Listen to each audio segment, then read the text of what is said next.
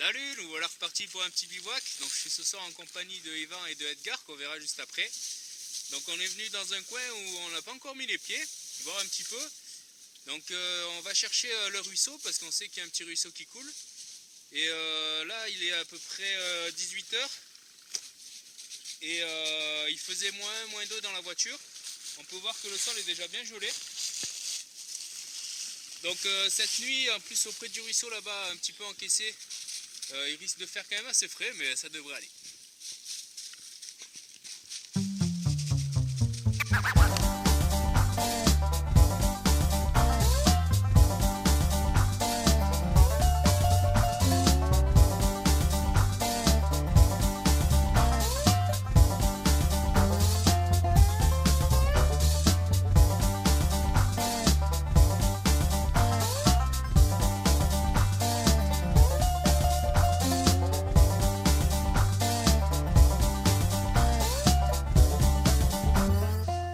Voilà, ici il y a une petite flaque d'eau qui descend un petit peu d'au-dessus, donc une petite retenue qui est déjà bien gelée comme on peut le voir.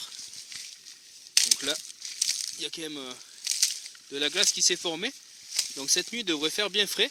Par contre on n'a toujours pas de neige dans le coin, voilà, c'est un petit peu de givre, mais on n'a toujours pas eu les premiers flocons de neige. Bon, nous voilà arrivés près du ruisseau, donc on marchait tranquillement, puis on a entendu le bruit de l'eau. Du coup, finalement, on est arrivé sur un petit ruisseau qui apparemment serait issu d'une source qui est un petit peu plus haut. Donc, il n'y a pas de chemin qui remonte. Donc, ce qu'on va faire, c'est tout simplement descendre dans le ruisseau et le remonter tranquillement jusqu'à ce qu'on trouve un coin qui nous plaise à tous les trois.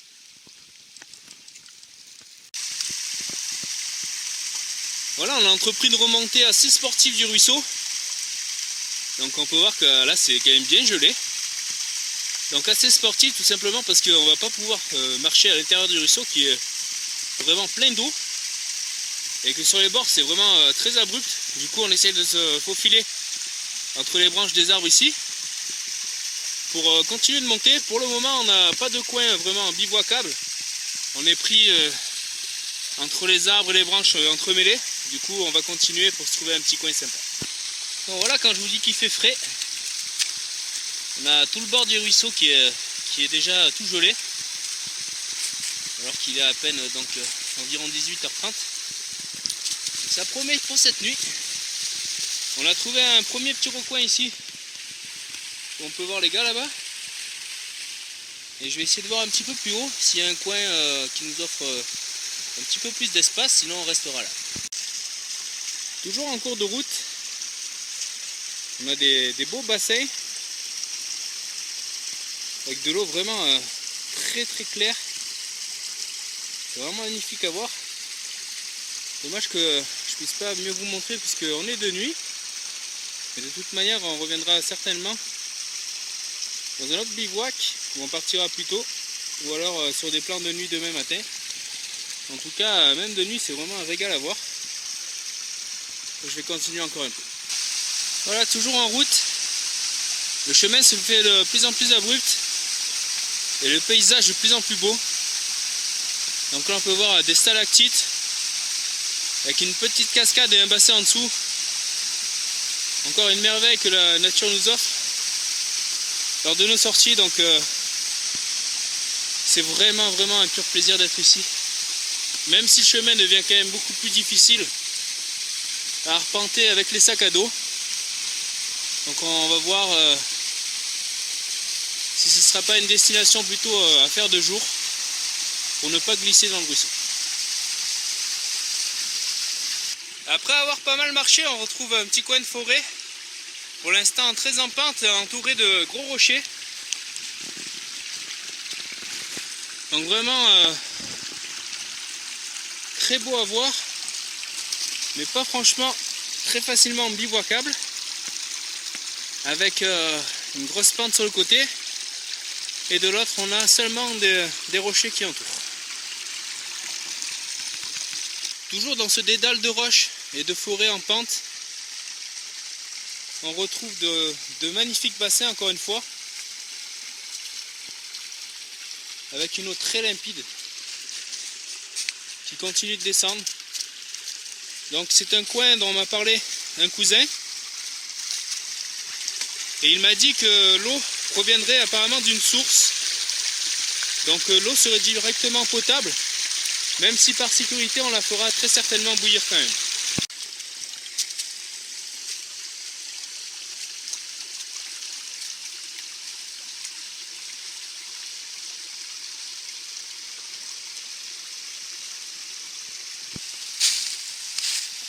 Voilà un bon moment que je marche. Et cette fois-ci je peux marcher en parallèle au ruisseau. Et encore une fois, tout autour, on a directement de la pente. Pas vraiment d'espace pour pouvoir se placer à 3 au sol.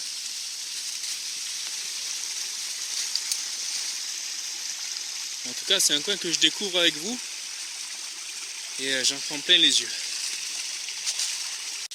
En altitude, on est un petit peu moins haut que les coins que je fréquente habituellement. Du coup, on a énormément de feuilles au sol. Donc habituellement, je suis plus entouré de résineux. C'est un petit peu étrange sous les pieds comparé aux autres bivouacs. En tout cas, ça fait quand même un bon petit moment que je marche tout seul. Donc je vais redescendre, faire le topo des lieux à Edgar et Yvan, qui ont du coup raté quelque chose, parce que c'est vraiment très beau. Mais pour le coup, à mon avis, on bivouaquera sûrement en bas, parce qu'ils étaient déjà motivés à rester plus en bas, et pour le moment, j'ai pas vraiment trouvé de coin facilement bivouacable. Donc c'est un coin qui mériterait qu'on revienne 2 jours pour mieux l'explorer.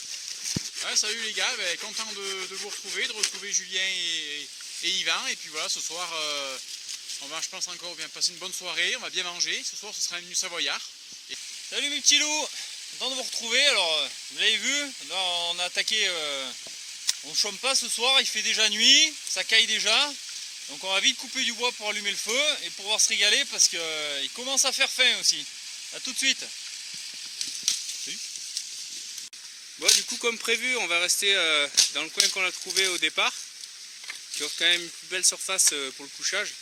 En plus, on a du bois mort sur pied, donc du coup, Edgar et Yvan ont commencé à couper du bois du temps que j'aille repérer un petit peu les alentours. Donc ça semble être du hêtre. Du coup, on va avoir pour cette fois, comme le faisait remarquer Yvan tout à l'heure, au niveau du bois, du meilleur bois pour le feu, c'est-à-dire qu'il va brûler un petit peu plus longtemps et apporter un petit peu plus de chaleur que les résineux qu'on a l'habitude d'avoir. Voilà, on va continuer le travail du bois. Ensuite, on verra un petit peu où on va se placer, etc. et démarrer le feu.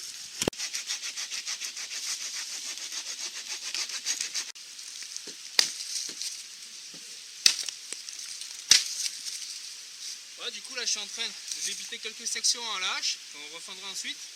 Pendant ce temps-là, Yvan coupe des branches avec sa scie. Et Edgar, derrière moi, là-bas, en train de ramener des grosses pierres pour pouvoir sécuriser le feu.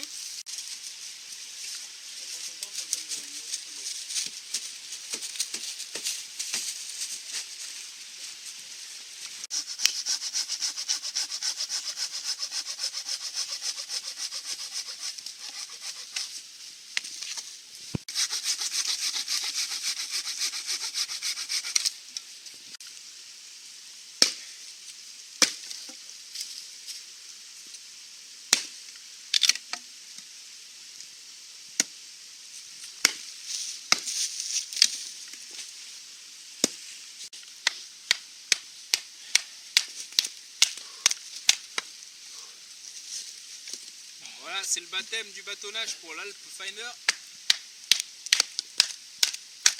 Pour l'instant, ça a l'air de pas trop mal se placer.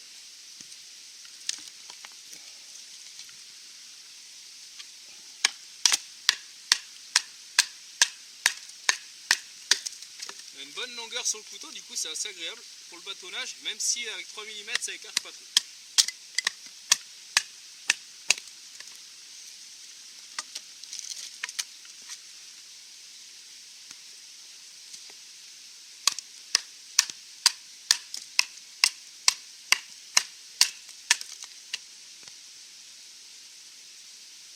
pour le moment pas de problème au niveau du fil. Il y a juste un endroit où j'avais fait des coupes à la volée où ça avait marqué il y a quelques jours. Pour le moment, pour le bâtonnage, on n'a pas trop de soucis là-dessus.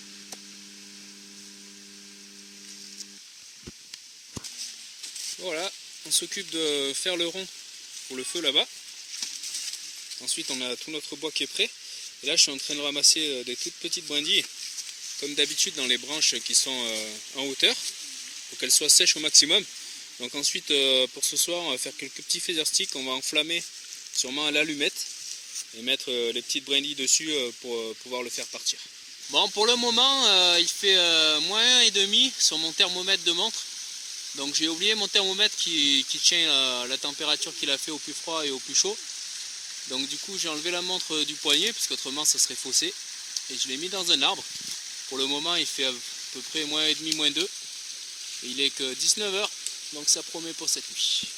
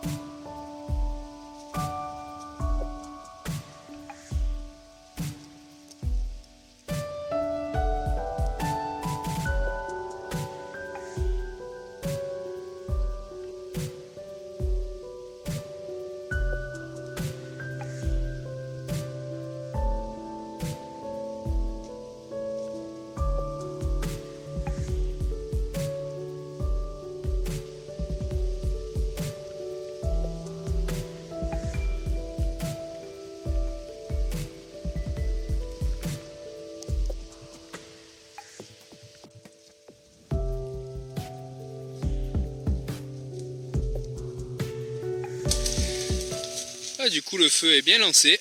Donc on ne sait pas encore si on aura assez de bois pour tenir vraiment la soirée. On ira sûrement en rechercher. En tout cas, Edgar nous a fait un joli coin. Donc on a du bois ici où vient de passer Tito pour s'asseoir. Ensuite du bois en travers ici qui a été posé. Puis de l'autre côté, donc en fait finalement on peut s'asseoir tout autour du feu. C'est vraiment sympa.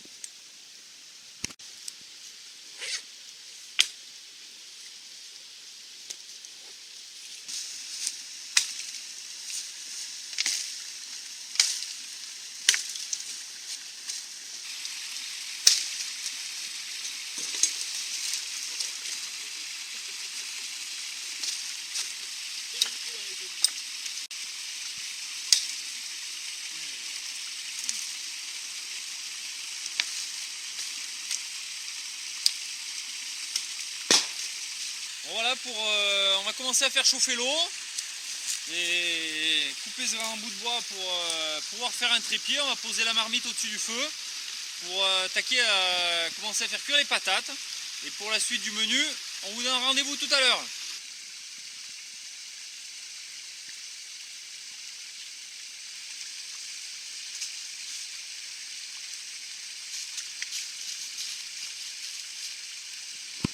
Ça y est, le trépied est attaché, on va pouvoir le poser, rajouter une petite corde pour mettre la marmite à chauffer.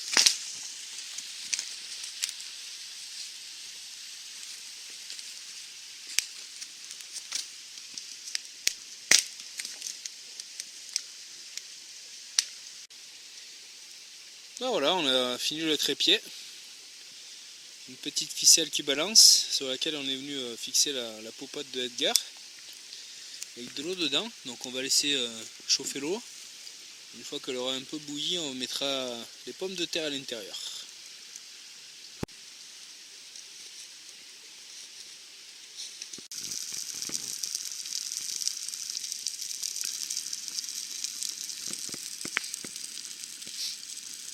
Bon ben voilà, ce soir on a pensé, compte tenu du froid et de la saison, on a pensé faire un petit repas plutôt savoyard, donc raclette. Donc le fromage est en train de fondre gentiment et la charcuterie est présente là. Alors malheureusement on a pris du sous-vide pour pas gâcher, parce qu'on ne savait pas ce qu'on allait manger et voilà. Donc on va souhaiter un bon appétit et en tout cas l'odeur est là. Et les patates sont prêtes.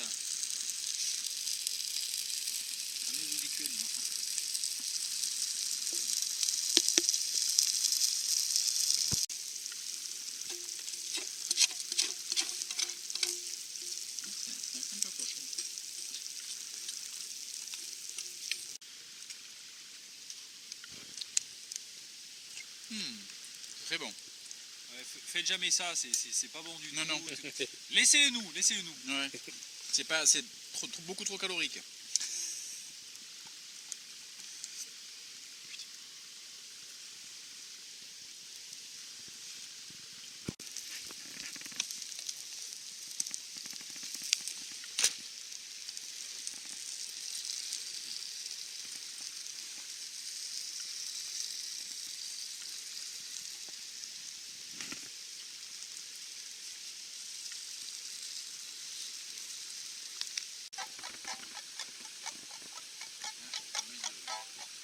Ouais, ça marche vite, ça va. Ouais. Marche plus.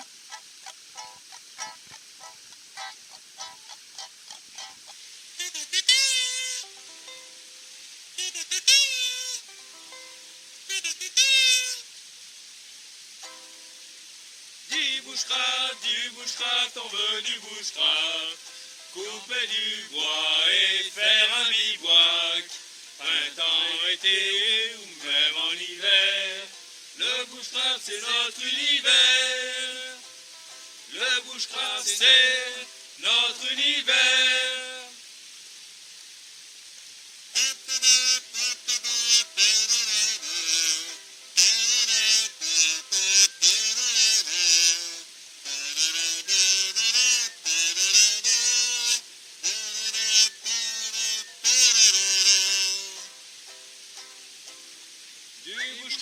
Du bushcraft, on veut du bushcraft. Couper du bois et faire un bivouac. Printemps, été et même en hiver. Le bushcraft c'est notre univers. Le bushcraft c'est notre univers. Ouais, après une bonne chanson, on est prêt à se coucher. Et du coup, en sortant les affaires de couchage, je me suis rendu compte que j'avais pas pris mon tapis de sol.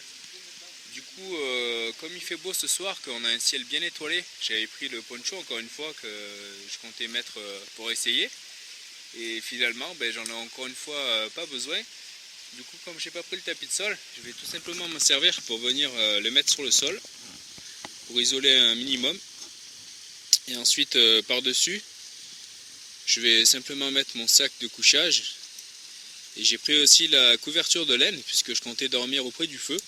Du coup, ce qui évitera de brûler le sac de couchage avec les escarbilles du feu. Du coup, pour ma part, je vais me caler là, à cet endroit où on peut voir le poncho. Et Edgar et Yvan, eux, sont en train de chercher un coin un petit peu plus haut pour la nuit. On en a déjà parlé pour les périodes estivales, où je venais ouvrir mon sac de couchage qu'au dernier moment pour éviter que, par exemple, des serpents viennent à l'intérieur. Pour les périodes plus fraîches, ça va être différent, je vais l'ouvrir un petit peu avant de me coucher pour laisser simplement la garniture se regonfler, parce qu'en fait c'est l'air qui va isoler un maximum. Du coup, en fait, comme le sac était comprimé dans son sac de transport, la garniture va être un petit peu comprimée, du coup isolée un petit peu moins que lorsqu'on la laisse un petit peu regonfler. Donc c'est toujours intéressant d'ouvrir son sac un petit peu avant le couchage sur les périodes fraîches. Voilà, on peut voir mon couchage près du feu là-bas.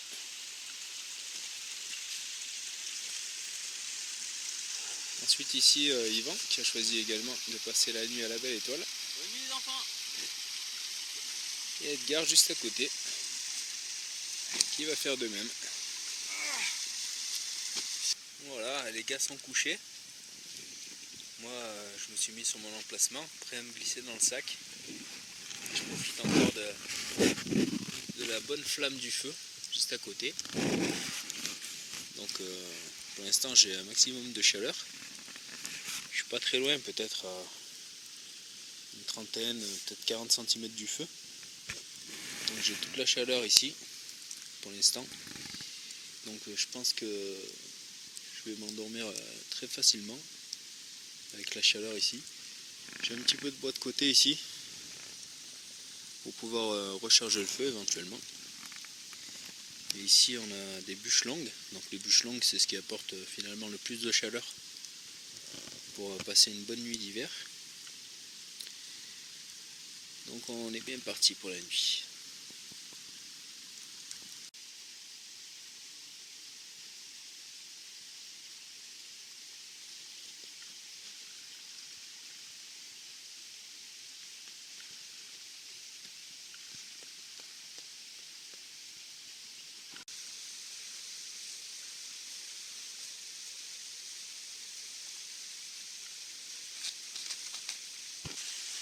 Bon, il est pas loin de 8h30 et au réveil on a moins 2,3.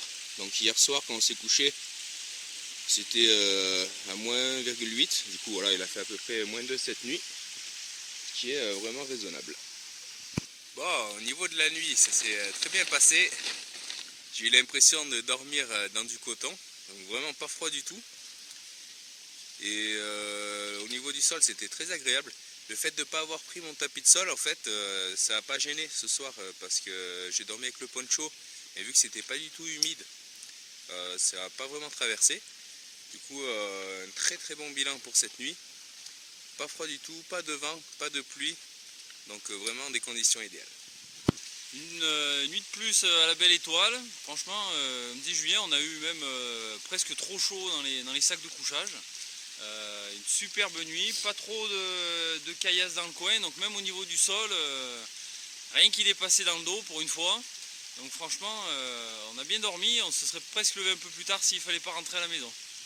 Bon ben voilà, comme mes camarades, super nuit, pas froid du tout, j'avais juste le sac de couchage et le sursac, j'ai pas mis de rien à l'intérieur. Voilà, donc pas de pluie, pas de vent, superbe nuit. Voilà l'état de l'eau à l'intérieur de la gourde. Donc le fond est encore liquide. Et en surface, c'est quand même pas mal gelé.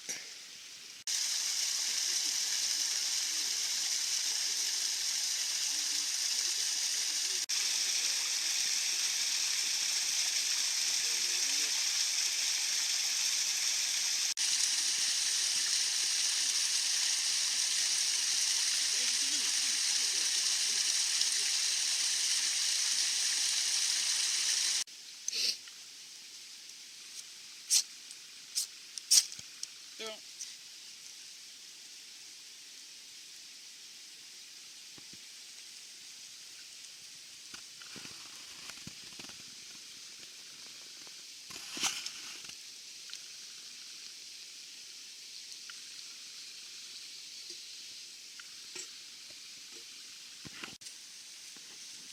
Voilà, on va se boire un petit café avant de finir de ranger et de rentrer à la maison. Ce qui est assez surprenant, c'est qu'on a beaucoup de glace juste au-dessus du camp. Ensuite ici, on n'a absolument rien du tout. Et un petit peu en dessous là-bas, on retrouve encore pas mal de glace sur le sol. Voilà un petit peu en dessous du camp. Donc on a les cailloux qui sont gelés. Et pareil pour la paroi en face, pas mal de givre. Je voulais vous montrer une petite modif que j'ai fait sur un étui en ABS. Donc c'est un couteau que m'avait fait PE. Donc en fait je trouvais que c'était plus sympa un étui en cuir. Du coup j'ai simplement recouvert l'ABS avec un cuir assez fin. Ça fait comme un plaquage finalement. Donc on peut voir que le cuir fin va se mouler à la forme de l'étui en ABS. Donc j'ai fait pareil des deux côtés. Ensuite je suis venu faire un point de couture tout le tour. Donc c'est très simple à faire. On se retrouve avec la beauté du cuir, mais le côté très pratique d'un étui Kydex ou ABS. Bon ben voilà, maintenant on a tout fait propre, on est sur le départ. Ben, le bilan total de ce petit bivouac qui est très positif, pas froid, on a bien mangé comme d'hab. Et puis voilà, content de se retrouver et maintenant on va tous rentrer chez soi et puis voilà, nickel. Bon, même si on n'a pas eu froid cette nuit, et là encore on n'a pas trop froid, il fait qu'un -2, donc on n'est pas franchement allé se laver au ruisseau, on va plutôt rentrer à la maison, se laver au chaud. Je vous dis à bientôt pour la prochaine vidéo. Salut! Bon, un coin qui méritera qu'on y revienne pour vraiment l'explorer. Surtout, comme on disait hier soir, revenir peut-être 2 jours pour pouvoir remonter un petit peu le ruisseau. En tout cas, on avait vraiment tout ce qu'il fallait, du bois sec à couper, des arbres morts sur pied, un bon espace au sol. Il n'a pas fait froid, étonnamment. Donc on était vraiment très bien tous les trois. En espérant que la vidéo vous ait plu. Merci et à bientôt.